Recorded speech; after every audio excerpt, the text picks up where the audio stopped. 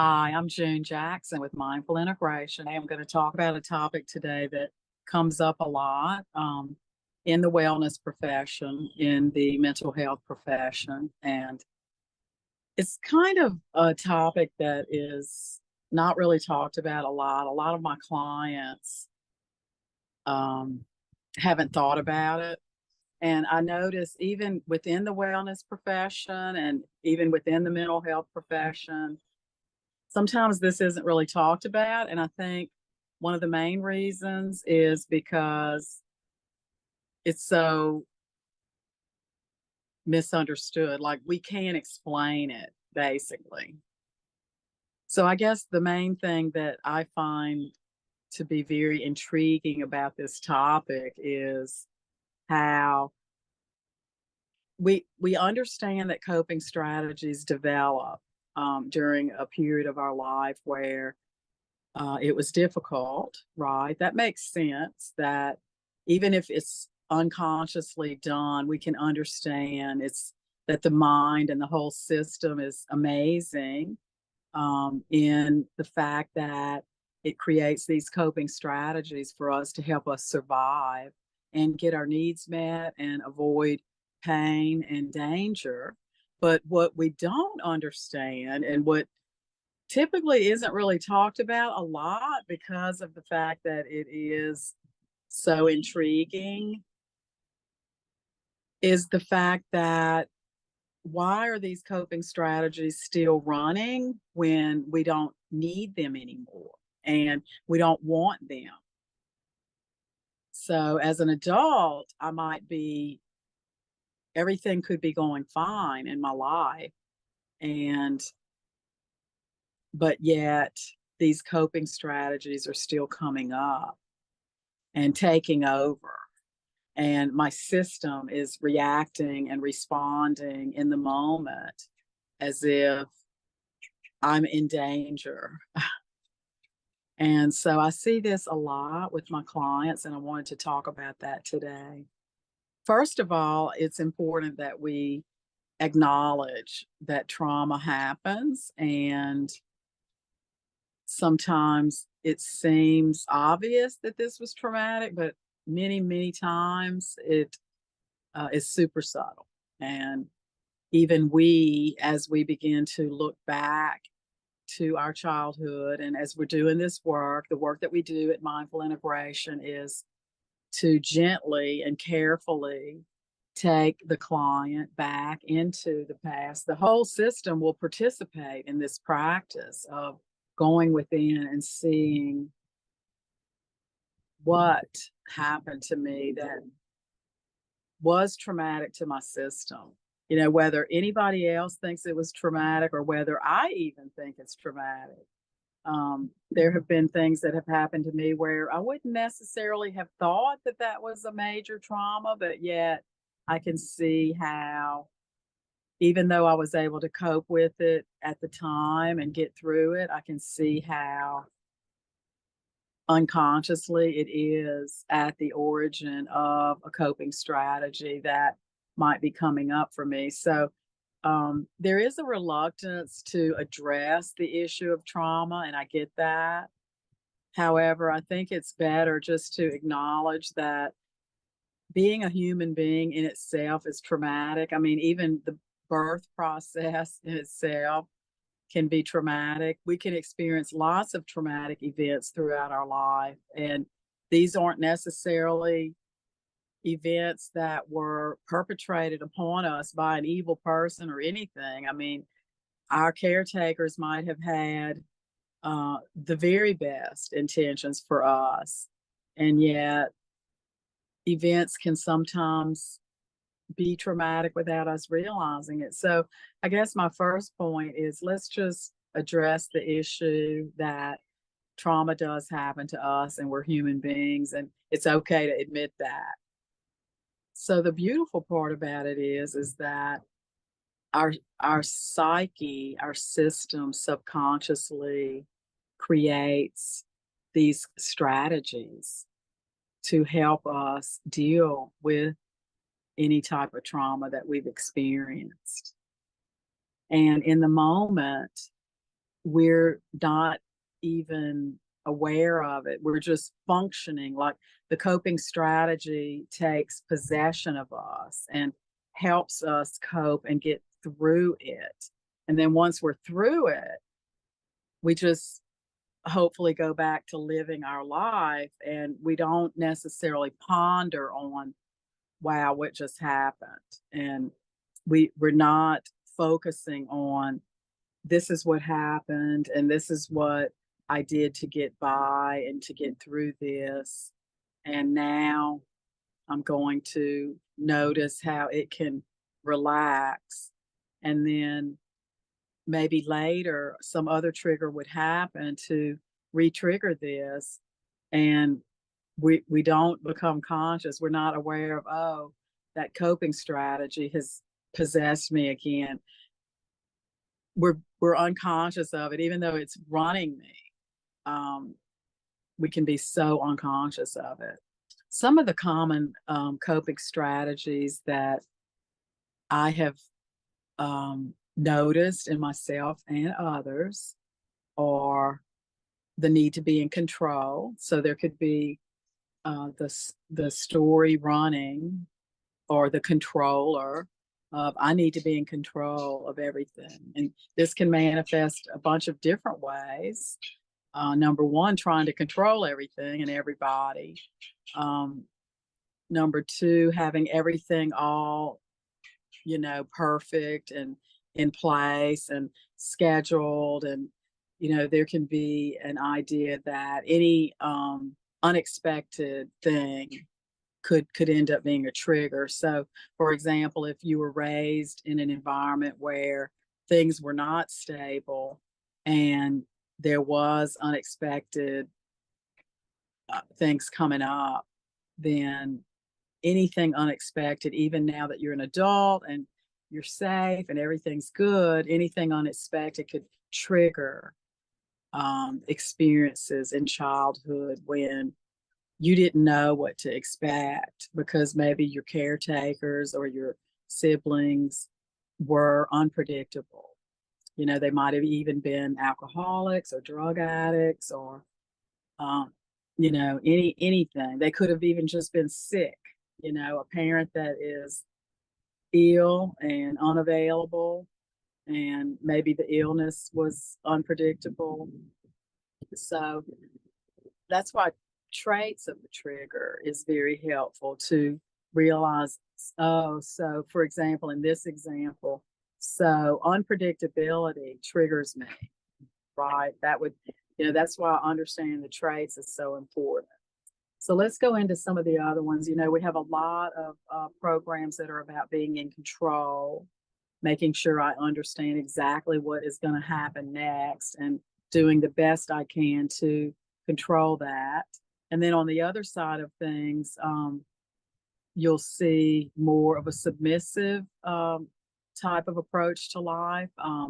Maybe people pleasing or peacekeeping would be two examples. So you might have learned in childhood that if I'm just nice to everybody, if I just am concerned with what they need and what they want, and I'm always, focusing on everybody else and making sure they're happy and peaceful and content, then I'll be taken care of. And sometimes that happens with your parents. I've had clients before that have shared that their parent was unavailable, either due to alcoholism or some other issue in their life. And so the child had to actually be the adult and had to take care of the parent, right? And so this becomes a coping strategy.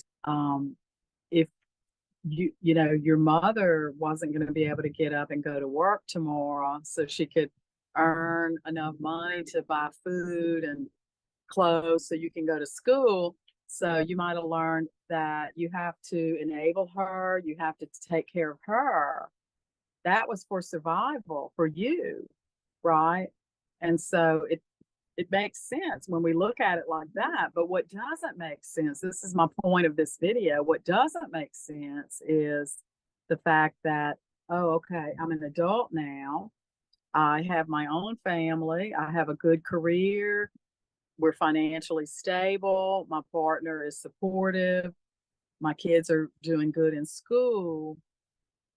And then, but why am I always people pleasing everybody? Why am I always putting my needs last?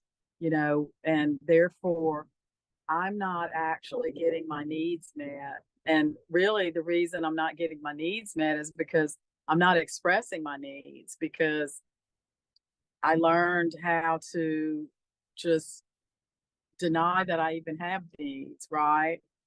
Um, this is pretty common with people who had to take care of a parent or a caretaker instead of being the one that was being taken care of. So, yeah, this is an interesting thing to think about, right? Why does programming that developed to help us when we were younger and dealing with something difficult, why is it still coming in and running now that I'm an adult and I don't need it anymore? Especially if I am aware it's happening and I've already decided I don't need it and I don't want it anymore. Why is it still happening? So we address this at Mindful Integration. In fact, our small group program is designed to help with this, and I'll tell you how. The program is led by certified facilitators that are trainers and trained to facilitate you through this program. And not only are we facilitating you, but we're teaching you the tools so that you're not dependent upon a facilitator. We're blending the components of helping you with personal resilience. So helping you tap into your own personal resources that have already been working for you, and then helping you develop personal resilience resources so that you're working from a place of groundedness. And then trauma informed care. So when we're dealing with issues like this, we need to be in a safe space. And it's very difficult to be in a safe space when you don't know the people in the group, or people are coming and going from week to week. You don't even know who's going to be there. See, and so that's what's different about the small group, because it will have one facilitator with 3 participants, and this group is meeting once a week for 8 weeks. And that is providing a safety, which is so necessary when thinking about doing this work.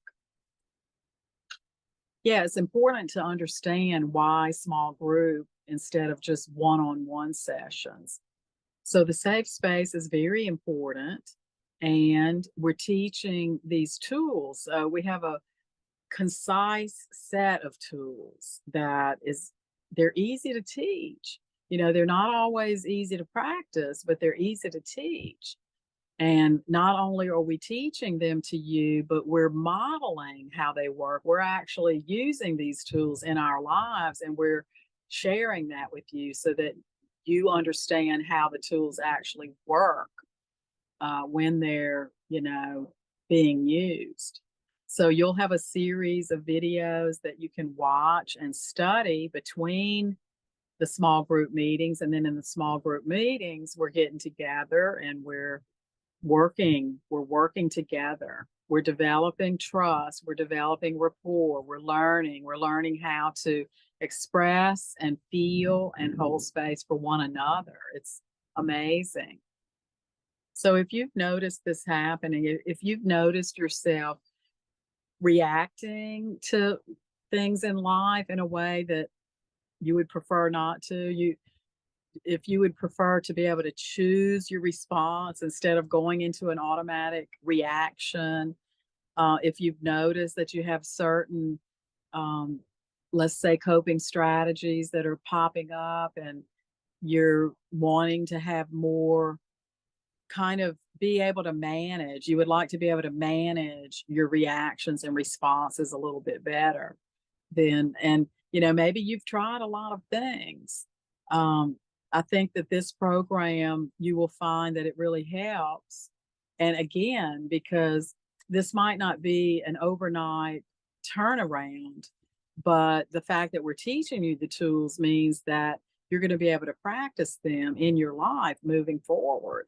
So it's not like you're still depending upon and you have to keep paying a facilitator, uh, an ongoing fee because you're depending upon them. So again, we're focusing on helping you with your personal foundation and resilience to life. This will enable you to bounce back from any adversity that is showing up in your life so you can adapt and grow and thrive even despite challenging circumstances. We help you develop these healthy coping strategies that can replace these automatic coping strategies. And then we uncover the unconscious part. These tools help you uncover the unconscious part of when this programming originated and what it was trying to help with when it did. And then we're providing trauma informed care.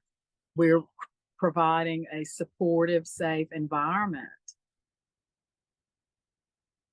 The setting is so important.